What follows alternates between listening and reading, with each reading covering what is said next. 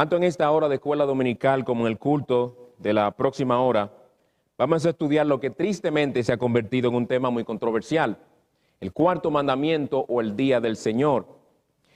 En la escuela dominical vamos a estudiar algunos de los argumentos principales que se presentan en contra de la observancia del cuarto mandamiento o de la vigencia del cuarto mandamiento. Y en la próxima hora vamos a estudiar el tema de la perpetuidad del cuarto mandamiento, de la perpetuidad, de por qué todavía sigue vigente bajo el nuevo pacto.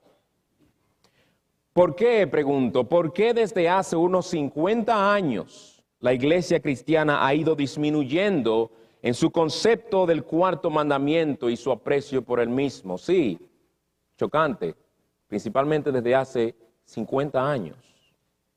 En algunos casos esto no ha sucedido por convicciones teológicas, sino más bien porque hay personas que se han dejado ropar por la cultura de la nación en la que viven. El deseo por el placer, lo cual se vería tronchado si un día de la semana tengo que pasármelo en la iglesia completo.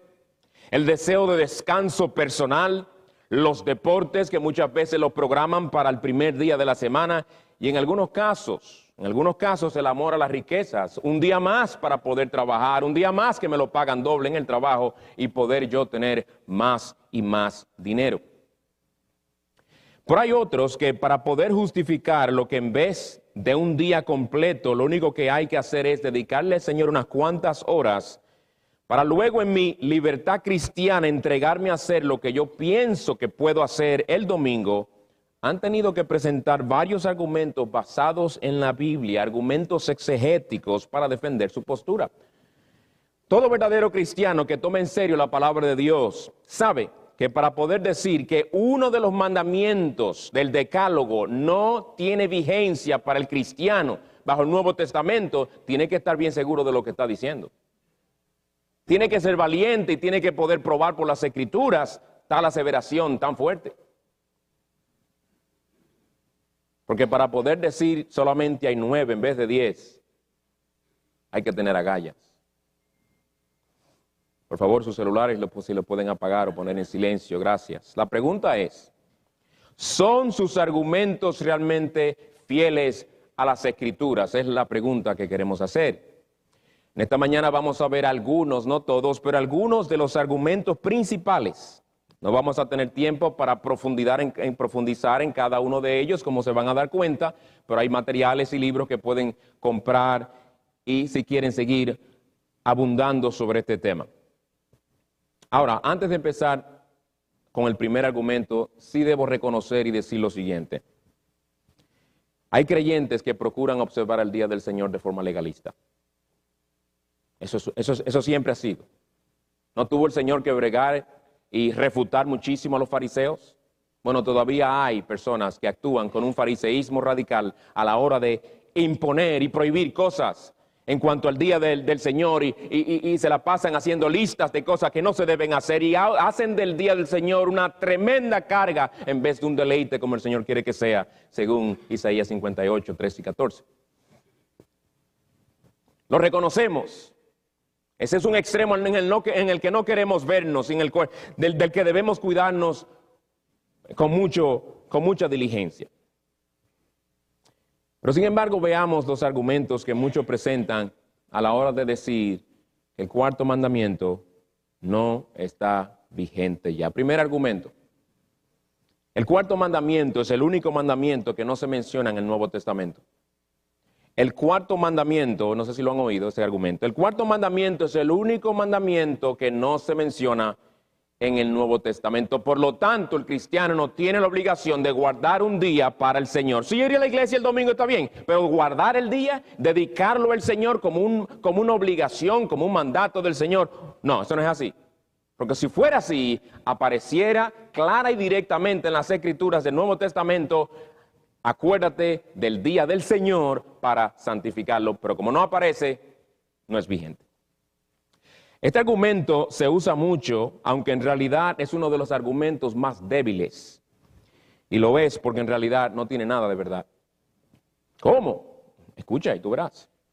Aunque es verdad que en el Nuevo Testamento no encontramos las palabras exactas, acuérdate del día de reposo para santificarlo, En el Nuevo Testamento encontramos numerosas referencias a este mandamiento. Vayan conmigo rapidito y quizás este sea el único versículo que les voy a pedir que busquen. Los demás, por favor, apúntenlo porque no quiero que se me vaya el tiempo y quede corto. Lucas 23, Lucas capítulo 23. Para que veamos allí cómo se hace referencia a este mandamiento, no citándose directamente el mandamiento según se encuentra en Hechos 20, versículo 8, pero sí se hace referencia directa al mismo y no va a haber duda de que eso es lo que estamos leyendo en este pasaje. Lucas 23. Lucas 23.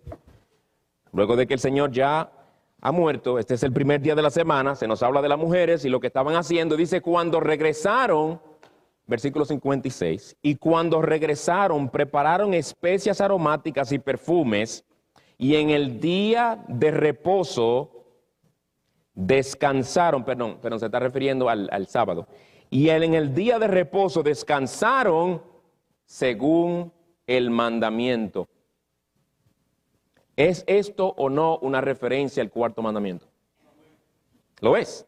En el mismo versículo encontramos dos cosas. El nombre, día de reposo, y su naturaleza, el mandamiento. Ahora, los que nos presentan este argumento se encuentran con un problema mucho más grande todavía. Y es el siguiente. Ninguno de los tres primeros mandamientos de la ley de Dios, del Decálogo, se mencionan directa y exactamente como aparecen en el Decálogo, en el Nuevo Testamento. ¿Dónde dice en la Biblia, no tendrás dioses ajenos delante de mí? En el Nuevo Testamento. ¿Dónde dice el Nuevo Testamento, no te harás imagen de lo que está en el cielo, en la tierra y debajo de la tierra, no te postrarás ante ellos? ¿Dónde dice eso? ¿Dónde dice en el Nuevo Testamento, no tomarás el nombre de tu Dios en vano? No aparece. En realidad no es necesario que se repita un mandamiento en las mismas palabras exactas en que aparece el Decálogo para que sea vigente. Por ejemplo, el Señor Jesucristo hace mención de todos los mandamientos al resumir, por un lado, la primera tabla de la ley al decir amarás a tu Dios con toda tu mente, con toda tu alma y con todas tus fuerzas. Eso incluye ahí los primeros 4 mandamientos. Y los demás los resume diciendo y amarás a tu prójimo como a ti mismo. Él está citando la ley, pero de forma resumida, pero está haciendo referencia a ella y a la ley completa. El argumento que dice que para que un mandamiento sea válido en el Nuevo Testamento, tiene que repetirse exactamente como aparece en el Antiguo, es ciertamente un principio de hermenéutica sumamente defectuoso. Sumamente defectuoso. Escuchen lo que Pablo dice en 2 Timoteo, no tienen que buscarlo, ustedes lo conocen bien ese pasaje, 2 Timoteo 3:16, donde habla de la inspiración de la palabra. Dice, toda escritura es inspirada por Dios y útil. Y me detengo ahí. ¿A qué escritura se refiere Pablo cuando dice toda escritura? El contexto lo responde. Él viene hablando de las escrituras del Antiguo Testamento que a Timoteo desde su niñez se le había enseñado y se le había enseñado su mamá y su abuela, que eran mujeres judías. Es decir, que el énfasis de Pablo es decir toda escritura, aunque incluye obviamente todo lo que se había escrito del Nuevo Testamento y estaba por escribirse, pero el énfasis es las escrituras del Antiguo Testamento, las cuales le fueron enseñadas a Timoteo desde pequeño. Él no se refiere aquí directamente, específicamente a la epístola a los Romanos, Efesios, Gálatas o Apocalipsis. Ahora sigamos leyendo para que veamos para qué es útil el Antiguo Testamento. Para enseñar, para reprender, para corregir, para instruir en justicia. Lo cual quiere decir que en el Antiguo Testamento podemos encontrar declaraciones autoritativas y principios morales que se aplican a todo creyente bajo el nuevo pacto. Lo que es más importante, Pablo da por sentado que estos mandatos no tienen que repetirse en el Nuevo Testamento para que sean válidos, porque dice que toda la Escritura es inspirada por Dios y es útil para estos propósitos que ya leí, y no hay que mencionarlos de nuevo. Ya están en la palabra de Dios, ¿o es que el Antiguo Testamento no es palabra de Dios? Una de las consecuencias del dispensacionalismo no ha ido quitando la importancia y el peso que el Antiguo Testamento tiene. Cortar con el asunto de no estamos bajo la ley, sino bajo la gracia, que es otro argumento que vamos a ver más adelante aquí. Han confundido al pueblo de Dios Y lo han dejado sin Antiguo Testamento casi. Por ejemplo, en el Nuevo Testamento no encontramos ni un solo mandato directo y específico que prohíba la violación. ¿Usted sabía eso? En el Nuevo Testamento no aparece una prohibición directa que prohíba la bestialidad. Pero sí en el Antiguo. ¿Quiere entonces eso decir que se puede violar bajo el nuevo pacto? ¿Quiere eso decir entonces que se puede cometer actos de bestialidad porque la Biblia en el Nuevo Testamento no lo menciona? ¿Ya no es válido, no es vigente para nosotros? Ven, hermanos, lo absurdo que es ese principio de interpretación de que si un mandamiento no se repite de nuevo directa y expresamente en el nuevo, no es válido. Ese es un principio de interpretación sumamente absurdo y peligroso, debo decir. Lo que el Nuevo Testamento nos enseña es lo siguiente. No que nos dice un versículo esto, pero este es el principio. Que a menos que se nos diga que una ley ha sido abrogada, cancelada, o que haya tenido su cumplimiento en el Señor Jesucristo, hay que reconocer esa ley como una ley que tenemos que obedecer. A menos que el Nuevo Testamento nos diga, no, ya eso no se aplica, no, ya eso no es válido, no, ya eso se cumplió en Cristo, era meramente sombra del que había de venir, ya ha venido Él, no es necesario observar esas cosas, tales como por ejemplo leyes ceremoniales, dietéticas, etc. Por eso es que Pablo trata con los judaizantes en la manera en que lo hace, con tanto vigor. Porque estos querían obligar a los creyentes del Nuevo Testamento a someterse a leyes que ya habían sido abrogadas y que ya habían tenido su cumplimiento en Cristo. Pablo quería que ellos entendieran que hay muchos mandamientos en el Antiguo Testamento que ya han cumplido su propósito. Pero esto jamás se aplica en ninguna parte del Nuevo Testamento al cuarto mandamiento ni al resto de los 9 mandamientos. Ni al resto de los 10 mandamientos, perdón. El primer argumento, el cuarto mandamiento es el único mandamiento que no se menciona en el Nuevo Testamento. Lo refutamos, ¿verdad? Eso no es válido. Eso no es válido. Se puede decir más, como ya dije. Segundo argumento. El cuarto mandamiento tuvo su cumplimiento en Cristo. Este es el más fuerte. Este es uno de los más fuertes. Hay 2 que son bien fuertes y este es uno de ellos. Y el texto principal que citan es Colosenses 2:16 y 17 que paso a leer. Por tanto, que nadie se constituya en vuestro juez con respecto a comida o bebida, o en cuanto a día de fiesta, o luna nueva, o día de reposo. Cosas que solo son sombra de lo que ha de venir, pero el cuerpo pertenece a Cristo. Cuando habla de sombra, cuerpo, entiéndase que la sombra que refleja el cuerpo, cuando el cuerpo llega, ya la sombra se va. En otras palabras, esta es la substancia, aquello simplemente una representación, una prefiguración de lo que venía, ¿verdad? Este es el texto que usan. A veces confunde a algunos porque dice día de reposo. Escuchen bien, hermanos. Espero que hayan tomado café. Presten atención. Porque si este es el argumento más fuerte y tú no aprendes cómo refutarlo, tú no vas a poder realmente responder a este argumento. Los que usan este pasaje como base de su argumento dicen que tal como los días de fiesta judíos y las leyes dietéticas y ceremoniales eran solo sombra que nos señalaban a realidades más gloriosas que se encuentran en Cristo, lo mismo puede decirse del día de reposo. Es decir, era algo que era parte de la ley ceremonial que ya ha sido abrogado. Y nos dicen que el día de reposo, el cuarto mandamiento, era una sombra en el sentido de que prefiguraba el reposo que el alma tendría en Cristo. Tal como los sacrificios prefiguraban la muerte del Señor Jesucristo, tal como el oficio sacerdotal prefiguraba al Señor Jesucristo como nuestro gran sumo sacerdote, el día de reposo era simplemente una prefiguración, un símbolo. Podemos decir que ciertamente todas estas cosas tienen mucha verdad.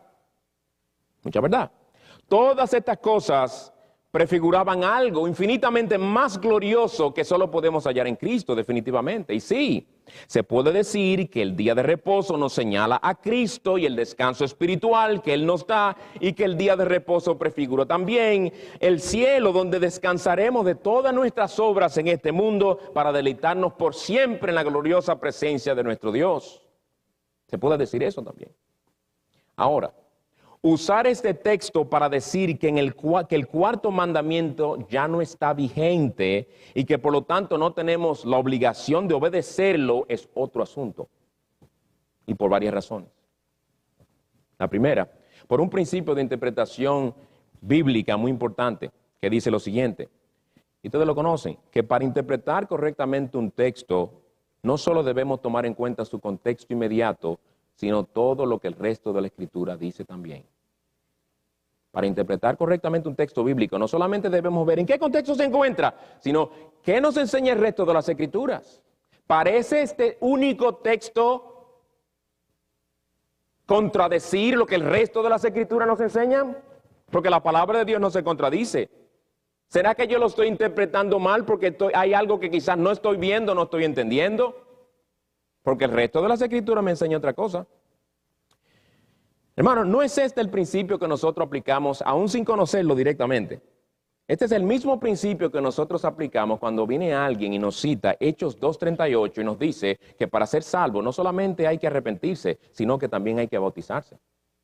Porque el texto dice, arrepentíos y sed bautizados cada uno de vosotros en el nombre de Jesucristo para el perdón de vuestros pecados. Míralo ahí. Hay que arrepentirse y bautizarse para que sean perdonados vuestros pecados. O como dice Marcos 6:16, el que cree y sea bautizado será salvo. ¿Qué le decimos a esa persona?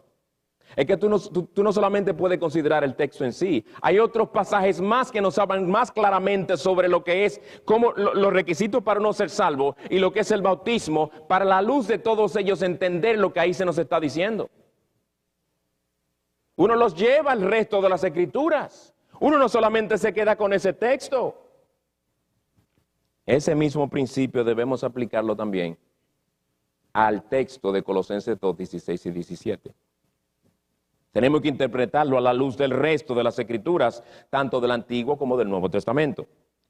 A un texto como este hay que hacerle la siguiente pregunta, solo para empezar. ¿Cancela este texto lo que sabemos es una ordenanza que Dios instituyó en la creación, cuando después de haber hecho los cielos y la tierra en 6 días, el día séptimo Él reposó y lo santificó? ¿Cancela eso, ese día que viene desde la creación? Anula este texto tal ordenanza. Anula Colosenses 2:16 y 17, uno de los 10 mandamientos que Dios escribió en 2 tablas con su propio dedo. En otras palabras, ¿acaso Pablo con un par de palabras se deshace de uno de los preceptos de la ley moral de Dios en un solo texto de la Biblia? Eso hay que hacerle esa pregunta, ese texto, hermanos, porque es algo serio lo que estamos diciendo.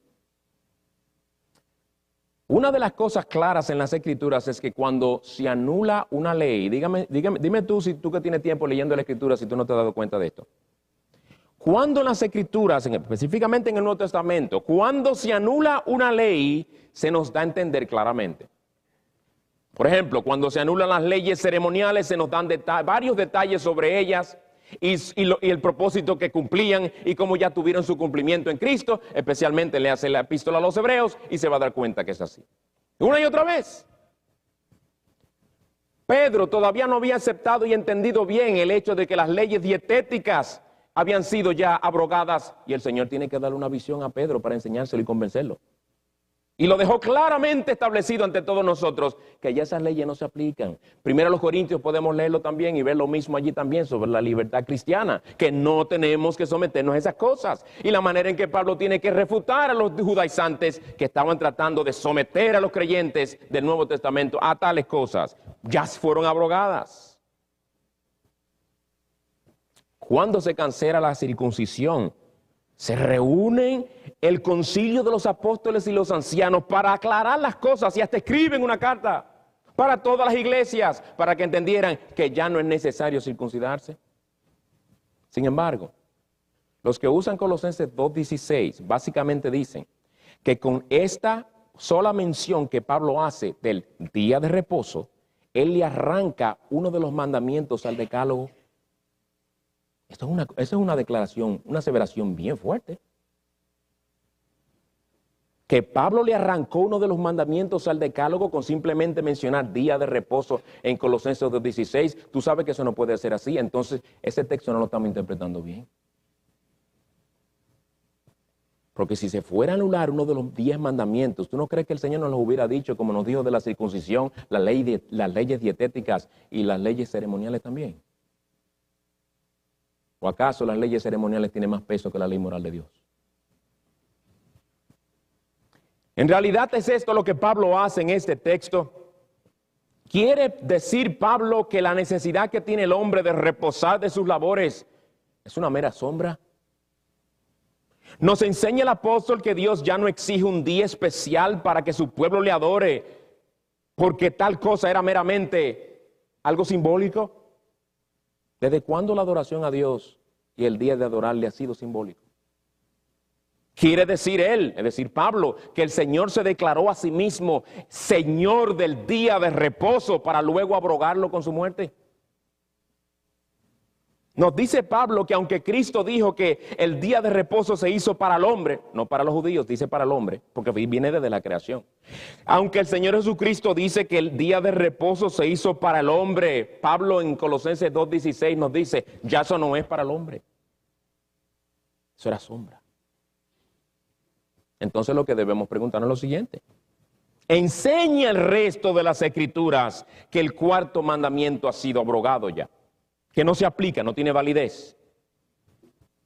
Si el resto de las escrituras no lo enseña, pero Colosenses 2:16 parece enseñarlo, entonces probablemente o no estamos interpretando bien el pasaje o no lo estamos entendiendo bien. Y esto es exactamente lo que sucede. En primer lugar, debo decir que cuando allí dice día de reposo, en el original es la palabra sabatón, que es el plural de la palabra sabat, que es reposo o día de reposo. Entiéndase que Pablo usa ese término en plural y de hecho algunas versiones, por lo menos en inglés que vi, lo traducen en plural, días de reposo. Estos días, oigan esta explicación bien, estos días de reposo en el Antiguo Testamento no se referían al día de reposo, al séptimo día, el cuarto mandamiento, sino a días especiales de celebración judía que Dios exigía a su pueblo como parte de la ley ceremonial. Paso a probarlo, oigan los pasajes, apúntenlo.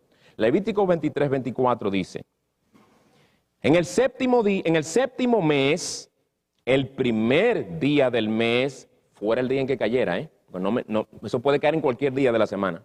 En el séptimo mes, en el primer día del mes, tendréis día de reposo, un memorial al son de trompetas, una santa convocación. Ese es un ejemplo de uno de esos días de reposo. Por eso le llaman días de reposo, porque eran varios a lo largo del año. Otro texto, Levítico 23:39 dice, el día 15 del séptimo mes, cuando hayáis recogido el fruto de la tierra, celebraréis la fiesta del Señor por 7 días, con reposo en el primer día y reposo en el octavo día. He ahí 2 días más de los días de reposo en plural de la ley ceremonial. Ahora, algo más que esta triada, estas 3 palabras en conjunto y que están relacionadas unas con las otras, algo más que esta triada que Pablo menciona en Colosenses 2:16 y 17, cuando dice día de fiesta, luna nueva o días de reposo, tengan en cuenta esas 3 palabras, esos 3 términos, es una triada, están relacionados y aparecen en conjunto en muchos pasajes bíblicos como voy a probar. Día de fiesta, luna nueva, días de reposo. Oigan, encontramos referencia a esta triada en varios pasajes más. Por ejemplo, Primeras Crónicas 23:31 dice, para ofrecer todos los holocaustos al Señor, todos los días de reposo, lunas nuevas y las fiestas señaladas. Ven el conjunto. Segunda Crónica 2:4. He aquí voy a edificar una casa al nombre del Señor mi Dios para consagársela, para quemar incienso aromático delante de él, para colocar continuamente el pan de la propiciación y para ofrecer holocaustos por la mañana y por la tarde en los días de reposo, en las lunas nuevas y en las fiestas señaladas del Señor nuestro Dios. Nehemías 10:33 dice, para el pan de la propiciación y la ofrenda continua de cereal, para el holocausto continuo, los días de reposo, no dice el día de reposo, como generalmente se le llama al séptimo día en la Biblia. Los días de reposo, las lunas nuevas y las fiestas señaladas. Y en Isaías 1, oigan al Señor hablándole en su indignación al pueblo de Israel, diciéndole de cómo su adoración, cómo esos días de ceremoniales habían venido a ser una abominación para él y él ya los rechazaba por causa de su conducta. Vuelve a encontrarse esta triada otra vez aquí. En Isaías 1, 13 y 14. No traigáis más vuestras vanas ofrendas. El incienso me es abominación.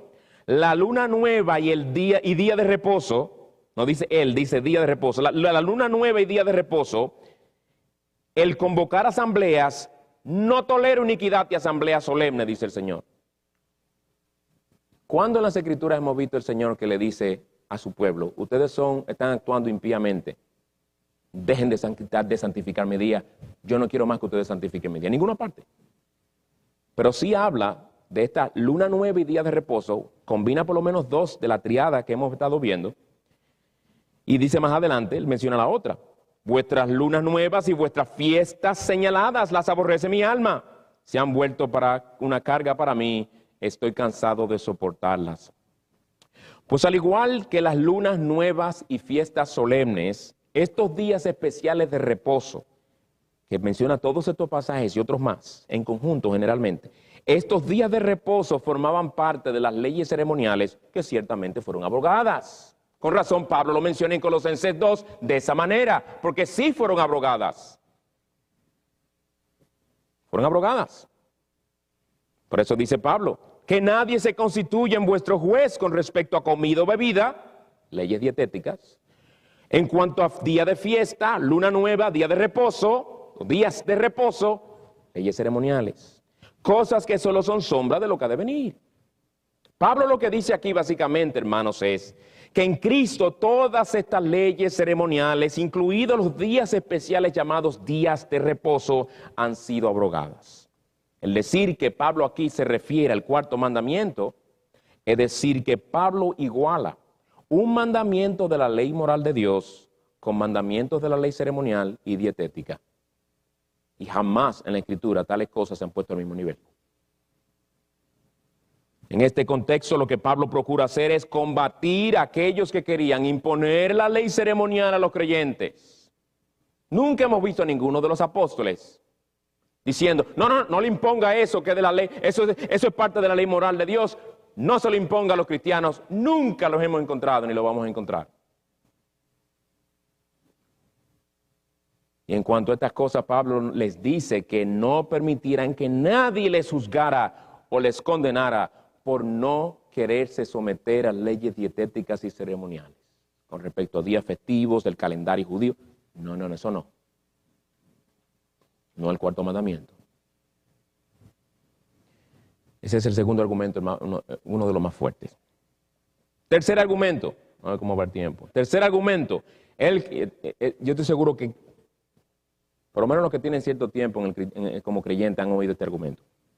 El cristiano no está bajo la ley, sino bajo la gracia.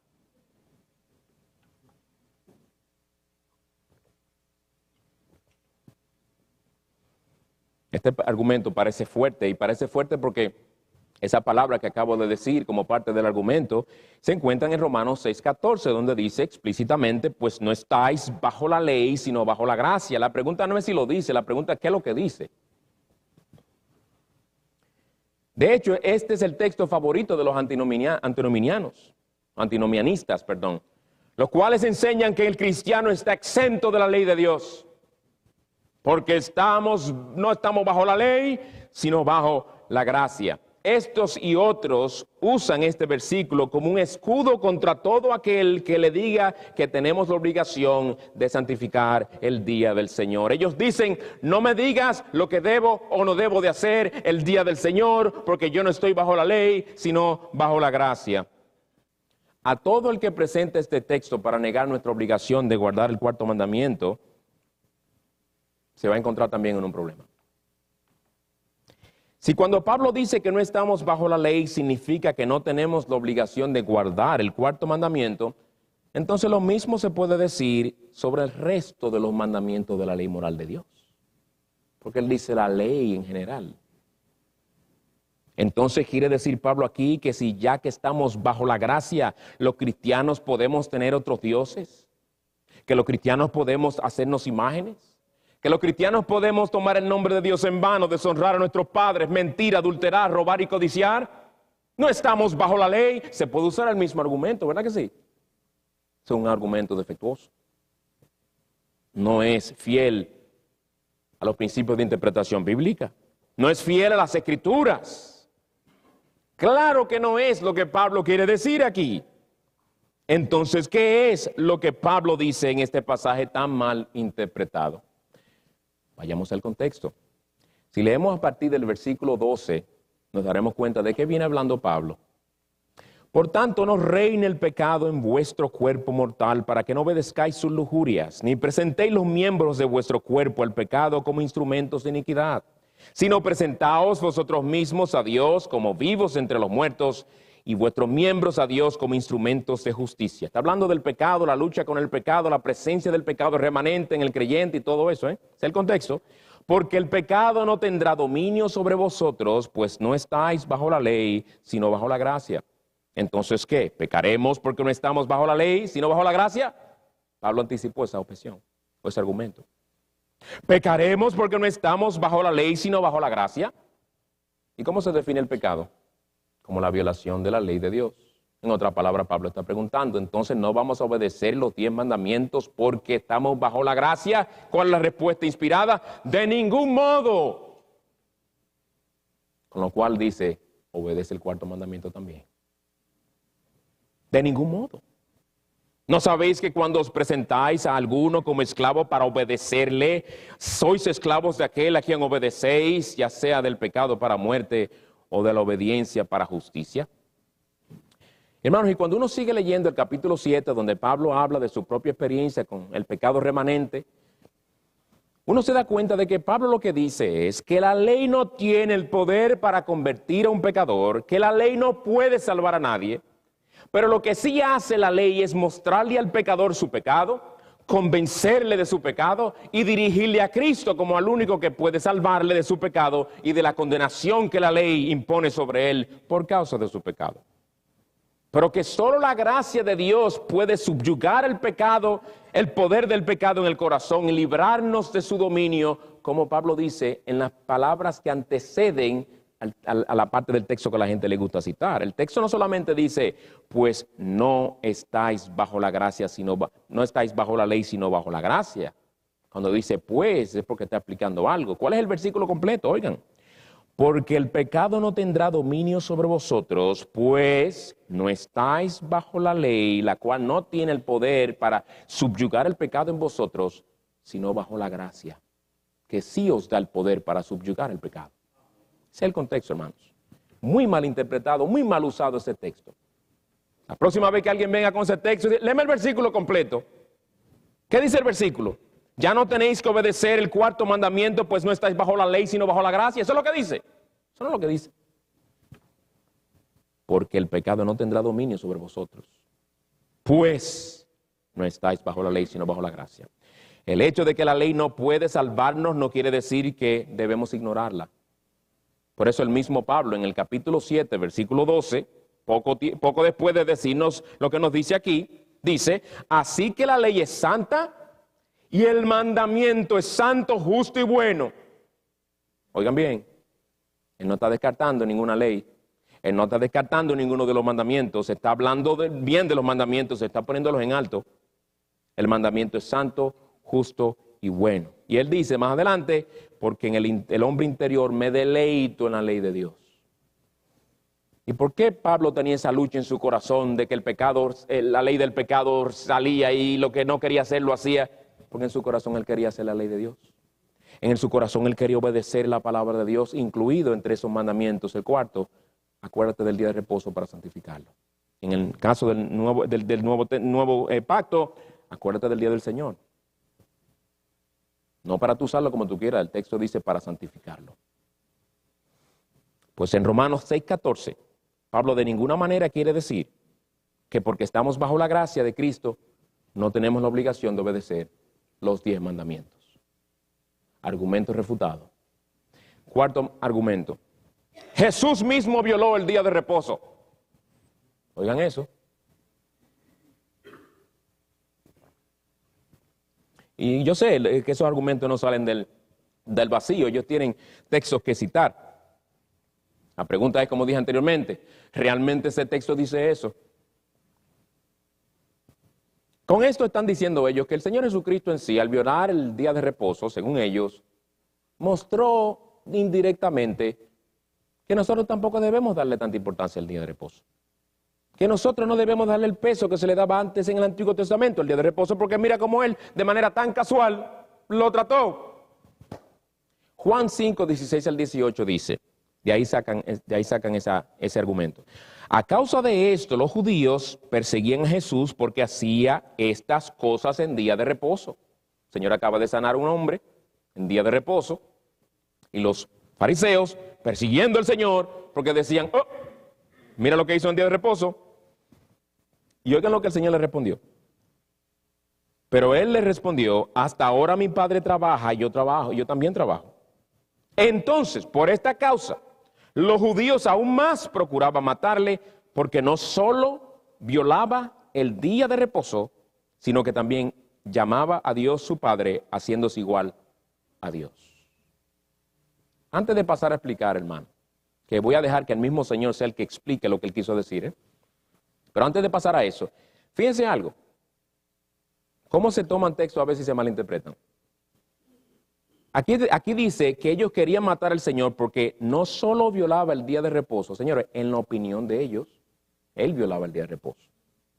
Porque fíjense lo que dice después. Sino que, según ellos, también llamaba a Dios su Padre, haciéndose igual a Dios. Y era verdad que él era Dios. Ellos estaban confundidos en cuanto a eso y también confundidos sobre su observancia del día de reposo. Vamos ahora nosotros a interpretar las acciones del Señor a través de los ojos de los hipócritas y endurecidos fariseos. Imposible. El texto está siendo fiel al decirnos lo que ellos pensaban. Pero el texto no nos está diciendo a los cristianos, Cristo, nuestro Señor, nuestro ejemplo supremo. Miren con cuánta indiferencia él trató el día de reposo. Seguid sus pisadas. Eso no es lo que dice. ¿Qué dice el Señor mismo sobre esto que pasó aquí? Más adelante, en Juan 7, 21 al 24, el Señor retoma este asunto, este tema, y retoma esta acusación que le hicieron, y él aclara las cosas. Oigan, una sola obra hice y todos os admiráis. Por eso Moisés os ha dado la circuncisión, no porque sea de Moisés, sino de los padres. Y en el día de reposo circuncidáis al hombre. ¿Ustedes circuncidan gente el día de reposo? Dice el Señor. Y yo no puedo sanar. Y dice él, y si para no violar la ley de Moisés un hombre recibe la circuncisión en el día de reposo, ¿por qué estáis enojados conmigo porque sané por completo a un hombre en el día de reposo? Ustedes no tienen razón en pensar que yo violé el día de reposo. Yo no lo he violado, tal y como vosotros no lo violáis al circuncidar a un hombre en día de reposo. Dice el Señor, luego concluye diciendo, no juzguéis por la apariencia, sino juzgar con justo juicio. No me acusen de violar el cuarto mandamiento tan solo porque sané a un hombre en ese día. Esa sería una acusación falsa en la que no estaríais juzgando con justo juicio. Y en otro pasaje, hermanos, el Señor les enseñó que en el día de reposo se podía hacer el bien. Y hasta les hizo preguntas para llegar a su conciencia. Si un animal de ellos se cae en un hoyo, ¿no lo rescatan porque es día de reposo? Lo que él sí violó, yo le voy a decir lo que fue. Lo que el Señor Jesucristo sí violó fueron las tradiciones y las invenciones y las añadiduras legalistas que los fariseos le imponían al glorioso día del Señor, al glorioso día de reposo. Y él adrede las violaba. ¿Para qué? Para enseñarle a su pueblo que esas cosas no debían atarse a esas cosas. Pero él siempre obedeció la ley perfectamente en todo tiempo. Jamás violó el día de reposo. Es más, oigan esto, si él no hubiera obedecido la ley de esa manera, él no hubiera podido ser el sacrificio de Dios sin mancha que fue entregado para nuestra redención. Porque él hubiera pecado entonces. En pocas palabras, te lo pondría mejor de esta manera. Bien simple de entender y te puede quedar en la mente. Si Cristo violó el cuarto mandamiento, tú y yo vamos para el infierno. ¿Se entiende o no? El Señor violó el día de reposo. Vamos para el infierno todo entonces, porque entonces Él no es el Cordero de Dios que quita el pecado del mundo. Ese es un cordero con mancha, ese es un cordero culpable de pecado. Él vino y se sometió a la ley de Dios y obedeció perfectamente la ley de Dios. En Él no se halló pecado ni se halló engaño en su boca. El justo por los injustos. Fue perfecto. Él obedeció perfectamente el día de reposo. Quinto argumento. Déjame decidir si salto el quinto por el tiempo.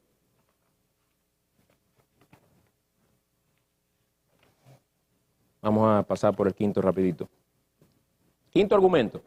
El día de reposo judío continuó aún después de la muerte de Cristo, con lo cual quieren decir que no se cambió por el primer día de la semana, el día del Señor, sino que vemos en el libro de los Hechos que todavía se reunían el día de reposo, que era el séptimo día y todo lo demás. Por ejemplo, en Hechos 13:42 dice, al salir Pablo y Bernabé, la gente les rogaba que el siguiente día de reposo les hablara de estas cosas, y ahí se refiere al séptimo día. Y esto sucedió después de la muerte del Señor, después de la inauguración del nuevo pacto. Y en el versículo 44 dice, el siguiente día de reposo, casi toda la ciudad se reunió para oír la palabra del Señor. Pero hermanos, el hecho de que había judíos que todavía celebraban el día de reposo judío, el sábado, y el hecho de que los apóstoles aprovechaban esas oportunidades para predicarle a los judíos, que eran el mejor lugar donde podrían encontrarlos todos juntos, congregados, ¿verdad? De ninguna manera esto niega la realidad de que este día se cambió al primer día de la semana a partir de la resurrección del Señor Jesucristo. Entonces eran oportunidades en gran parte, eran oportunidades para predicarle a los judíos sobre el Señor. Por eso leemos de muchas veces que Pablo iba a las sinagogas a probarle que Jesús era el Mesías.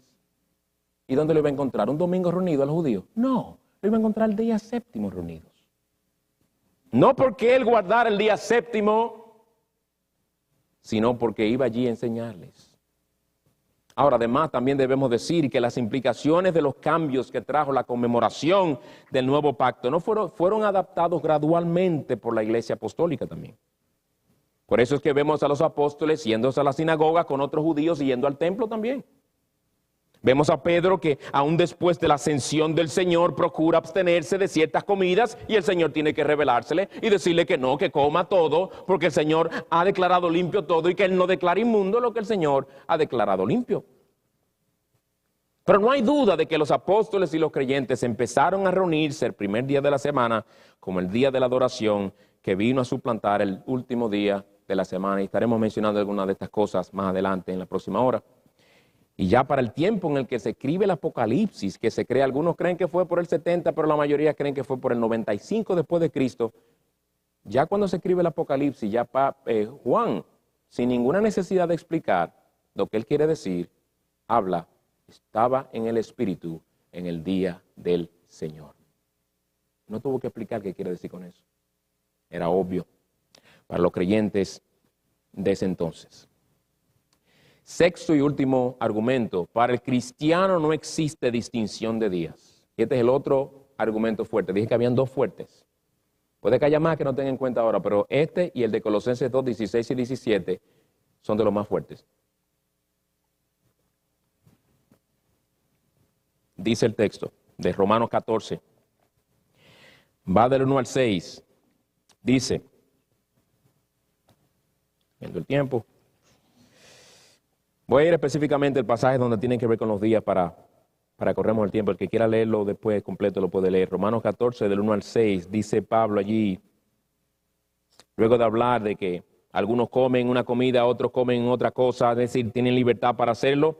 El que come no desprecia al que no come, y el que no come no juzgue al que come, porque Dios lo ha aceptado. Viene hablando de que tenemos libertad sobre esas leyes dietéticas, ya no hay provisiones al respecto.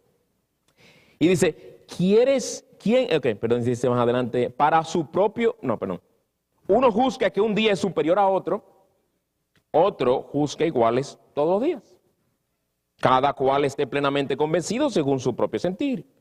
El que guarda cierto día, para el Señor lo guarda. Nótese que no dice el que guarda el día del Señor, lo guarda, dice cierto día. El que guarda cierto día para el Señor lo guarda. Y el que come, poniendo al mismo nivel lo de los días de fiesta judíos y las leyes dietéticas, y el que come, para el Señor come, pues da gracias a Dios, y el que no come, para el Señor se abstiene y da gracias a Dios. ¿Se entiende bien lo que Pablo está diciendo aquí? Estamos libres de todas estas leyes ceremoniales, que ya hemos mencionado anteriormente, que se resumen en días de fiesta, lunas nuevas y días de reposo. La pregunta que debemos hacer a este texto es lo siguiente. ¿Se refiere Pablo aquí al día del Señor? ¿Se refiere aquí Pablo al día de reposo, cuarto mandamiento? Si es así, este texto favorece más a los que guardan el día del Señor. ¿No sabía eso? Sí, porque si nosotros guardamos el día del Señor, hay aquellos que nos juzgan de legalistas por querer honrar al Señor en su día y guardar su día, este texto le dice a ellos, no juzgues a los que guardan el día. Porque el texto está diciendo, lo hace para el Señor. Es decir, que si lo vamos a interpretar de esa manera, va en contra de aquellos que usan este argumento. En cierto sentido.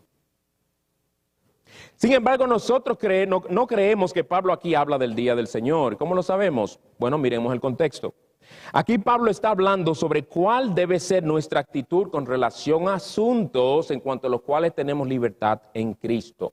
Y nosotros sabemos que nunca en la Escritura se nos ha dado libertad en Cristo en cuanto a los 10 mandamientos, la ley moral de Dios. Es decir, que Pablo definitivamente, solamente por eso, no puede estar hablando aquí de la ley moral de Dios. Él no está tratando aquí con asuntos que tienen que ver con la ley moral. Él no habla de los mandamientos aquí, ni menciona el término mandamiento tampoco. El asunto del día del Señor tiene su raíz en la creación, haya su raíz también en la ley moral de Dios escrita con el mismo dedo de Dios. Y eso no es un asunto para lo cual tenemos libertad en Cristo. La ley moral de Dios es una obligación. De las cosas que Pablo habla aquí, comidas, bebidas y días de fiesta, son de las cosas a las que se refiere cuando él dice, todas las cosas me son lícitas. ¿Verdad? Él lo dice. Todas las cosas me son lícitas. Todas aquellas cosas que el Señor no nos ha prohibido, y sabemos que no tenemos prohibición al respecto, no estamos desobedeciendo al Señor, cosas que tienen que ver con qué comer, que si comer cerdo, que si no comer cerdo. ¿Quién se atrevería a decir que cuando Pablo dice todas las cosas me son lícitas, lo que él quiere decir es que él puede fumar marihuana? ¿Que él puede ver pornografía? Porque la Biblia no menciona eso.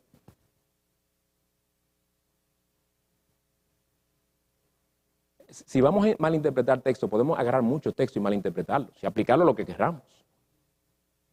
Cuando Pablo dice aquí que unos consideran un día superior a otro, a lo que se refiere es que aquellos días del calendario judío que eran considerados más importantes que otros por lo que conmemoraban. Él habla de días en general y no del día del Señor. Lo que sucedía era que había creyentes judíos que aunque sabían que aquellos días ya habían sido abrogados, seguían guardando algunos de estos días como días santos. Y algunos de ellos tenían libertad para hacerlo. Si tú lo quieres hacer y en eso tú no estás menospreciando lo que Cristo hizo en la cruz del Calvario, está bien, saca tu día. Recuerda lo que el Señor en su misericordia hizo al sacarle de la tierra de Egipto. Pero encima de eso recuerda mucho más lo que el Señor hizo al librarte de las garras de Satanás y al librarte de condenación eterna en Cristo Jesús.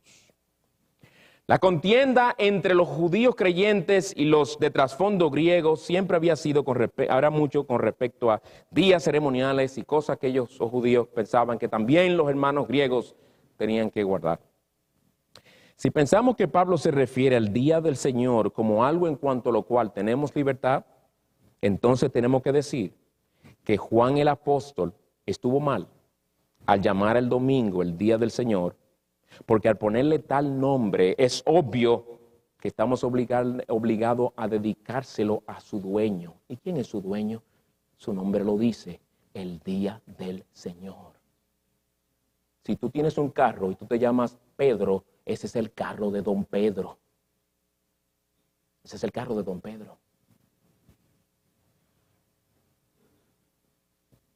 Y sería ir en contra de todos los demás pasajes, donde es obvio que el pueblo de Dios se reunía a adorar al Señor en el primer día de la semana. Pues al haber oído todos estos argumentos, hermanos, concluyo con esto, podemos decir que estos argumentos nos convencen plenamente de que Dios no quiere, Él no quiere, o por lo menos que Él nos lo ha dejado a nuestra libertad de conciencia, el si vamos a apartar un día especial para Él o no. Podemos decir que a Dios, al oír estos argumentos, si los creemos, podemos decir que a Dios no le interesa qué hacemos con nuestro tiempo. Podemos decir que Dios nos ha dejado a nosotros decidir cuándo y cómo le vamos a adorar. Nos enseña el Señor en su palabra que en el nuevo pacto nuestra conciencia es la que nos dice qué hacer en cuanto a la adoración. El Señor nos ha dejado eso a nuestra conciencia. Porque yo lo que veo es que asuntos dietéticos nos ha dejado a nuestra conciencia. Y cosas por el estilo. ¿Es que acaso ya no necesitamos celebrar cada semana 52 veces al año el que nuestro glorioso Salvador se levantó de entre los muertos, que en Él se han cumplido todos los símbolos y sombras del Antiguo Testamento y que Él nos manda a esperar el reposo eterno? Hermanos, viene el día, y qué bendición, viene el día en el que reposaremos de nuestras labores en este mundo. Se acerca el día en el que nuestro mayor placer estará de forma perfecta en nuestro Dios, a quien veremos cara a cara. Aquel estado en el que no habrá más llanto, ni clamor, ni dolor, ni más cansancio, ni más enfermedad. Viene el día en el que estaremos con el pueblo de Dios todo el tiempo, cuando estaremos en la presencia especial de nuestro Dios todo el tiempo. Y viene el día del Señor, y en el día del Señor, un día como este hoy, hermanos, el día del Señor nos fue dado por el Señor como un anticipo de todas estas gloriosas y venideras bendiciones, para que nosotros empecemos a disfrutarla hoy, un poquito que nos da el Señor, como diciendo, imagínate tú, ¿qué será cuando todo mi pueblo, naciones de toda lengua, de toda tribu, una multitud que nadie puede contar, esté delante de mi presencia para siempre? Y la pregunta es, ¿por qué no queremos darle un día al Señor?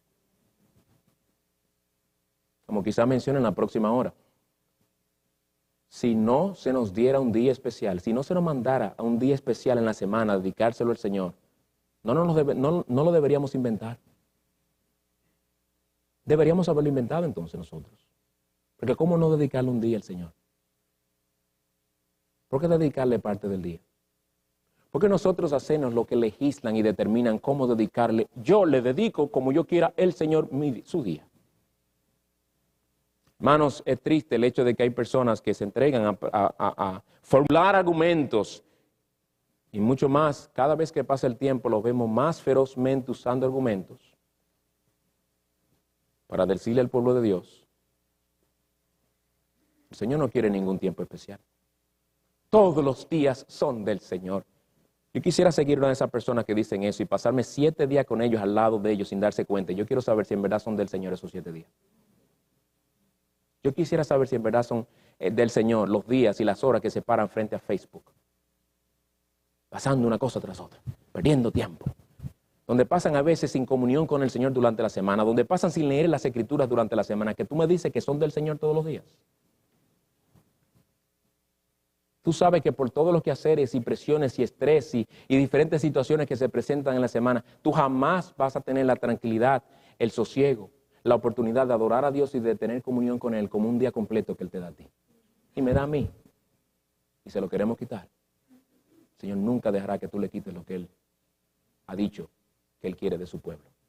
Nos ama tanto que nos ha impuesto un día y nos ha dicho, ven, suelta todo lo demás y ven a deleitarte en mí.